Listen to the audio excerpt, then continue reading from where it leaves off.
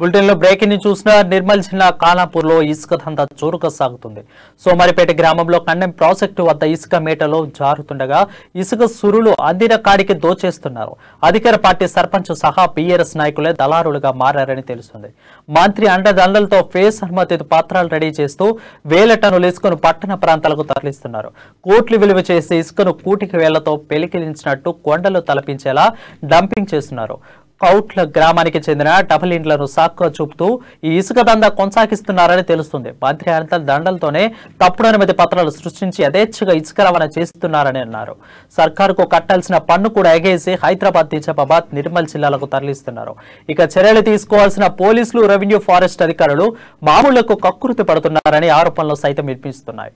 మరోవైపు అధికార పార్టీ నేతల తప్పిదాన్ని ఎత్తి చూపాల్సిన ప్రతిపక్షాలు ఇప్పటికీ నోరు మెదపడపోవడంతో అడిగేవారే లేరని ఇష్టానుసారంగా రీతి దందా చేస్తున్నారు. ఇప్పటికైనా ఇసుక దళారులపై చర్యలు తీసుకోవాలని పలువురు డిమాండ్ చేస్తున్నారు.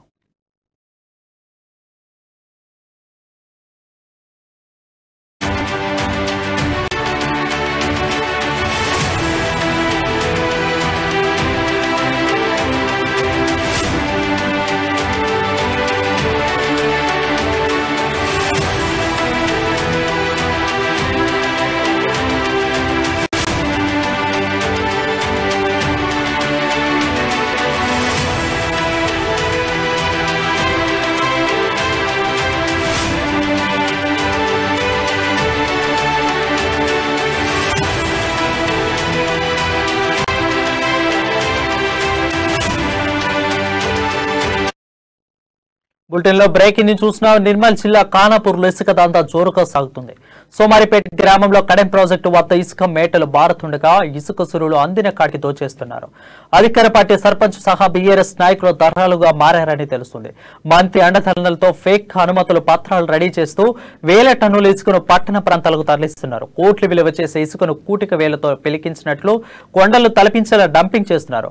కౌట్లకే గ్రామంలో డబుల్ బెడ్రూమ్ ను సాకుగా చూపుతూ ఇసుక దందా కొనసాగిస్తున్నారని తెలుస్తుంది. మంత్రి అండదండలతోనే తప్పుడు అనుమతులు పత్రాలను సృష్టించి యథేచ్ఛగా ఇసుక రవాణా చేస్తున్నారు. సర్కారుకు కట్టాల్సిన పన్ను కూడా ఎగేసి హైదరాబాద్, నిజామాబాద్, నిర్మల్ జిల్లా తరలిస్తున్నారు. ఇక చర్యలు తీసుకోవాల్సిన పోలీస్, రెవెన్యూ, ఫారెస్ట్ అధికారులు మామూలు కక్కుర్తి పడుతున్నారని ఆరోపణలు సైతం వినిపిస్తున్నాయి. మరోవైపు అధికార పార్టీ నేతలు తప్పిదాన్ని ఎత్తు చూపాల్సిన ప్రతిపక్షాలు ఇప్పటికీ నోరు మెదకపోవడంతో అడిగే వారే లేరని ఇష్టానుసారంగా ఇసుక దందా సాగిస్తున్నారు. ఇప్పటికైనా ఇసుక దళారులపై చర్యలు తీసుకోవాలని పలువురు డిమాండ్ చేస్తున్నారు.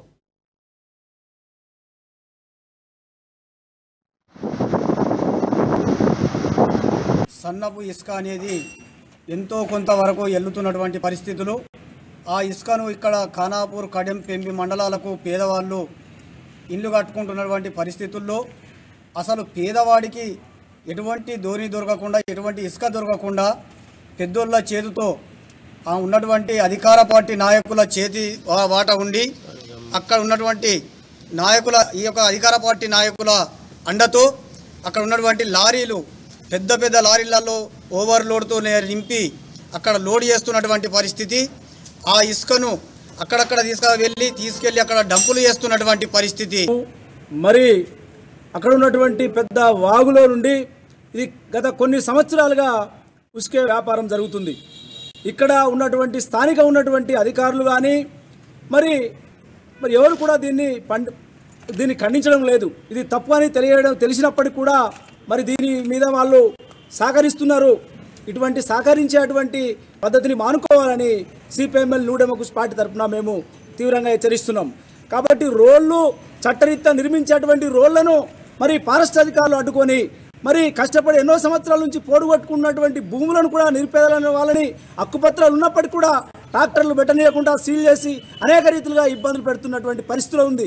ఈ పరిస్థితిలో ఇంత పెద్ద ఎత్తున ఉసుక రవాణా జరుగుతున్నప్పటికీ కూడా అధికారులు దాన్ని చూడనట్టుగా, మరి అటు కన్ను వైపు కూడా చూడకుండా మరి పూర్తిగా దానికి ఆ వ్యాపారస్తులకే, ఈ యొక్క సమాజాన్ని బలం ఉన్నటువంటి వారికి అప్పగించినట్టుగా కనబడుతుంది. దీన్ని సొమ్ము చేసుకుంటున్నారు. Reserve forest, tiger zone forest, అందులో కనీసం ఒక మేకలు మేపుకునేందుకు కూడా పోయే అధికారం లేకుండా చేసిన అటవీ అధికారులు ఇవాళ మరి స్వేచ్ఛగా కొన్ని వేల టన్నుల ఇసుకను పెద్ద పెద్ద లారీలతోటి మరి అక్రమ రవాణా అనేది చేస్తున్నారు. ఇది మరి ఎంతవరకు కరెక్ట్? మరి వీళ్ళకి ఎవరు పర్మిషన్ ఇచ్చారు? స్థానిక ఎంఆర్ఓ గారు పర్మిషన్ ఇచ్చారా, లేకపోతే జిల్లా కలెక్టర్ గారు ఇచ్చారా, లేకపోతే స్థానిక ఎమ్మెల్యే గారు ఇచ్చారా? ఎందుకని చెప్పి రేపు జరగబోయే భవిష్యత్ తరాలకు కూడా ఇసుక దొరకకుండా చేస్తున్నారు. ఎందుకంటే పెద్ద జంగల్ అది. ఆ జంగల్లో మరి దాని కింద మరి లారీలలో మరి ఇప్పుడు లారీలలో మరి ఇసుక పోతుందా, లేకపోతే కింద ఏమైనా కలప పోతుందా? అది మాకు అనుమానాలు ఉన్నాయి. ఎందుకని చెప్పంటే మేము ఆపినా కూడా మాకు ఏదో పర్మిషన్ లెటర్ చూపెడుతున్నారు, ఇది మాకు గవర్నమెంట్ నుంచి పర్మిషన్ ఉందని చెప్పంటారు. డబుల్ బెడ్రూమ్ పేర్ల మీద పెద్ద అక్రమ దోపిడీ జరుగుతున్నది ఇసుక రవాణా.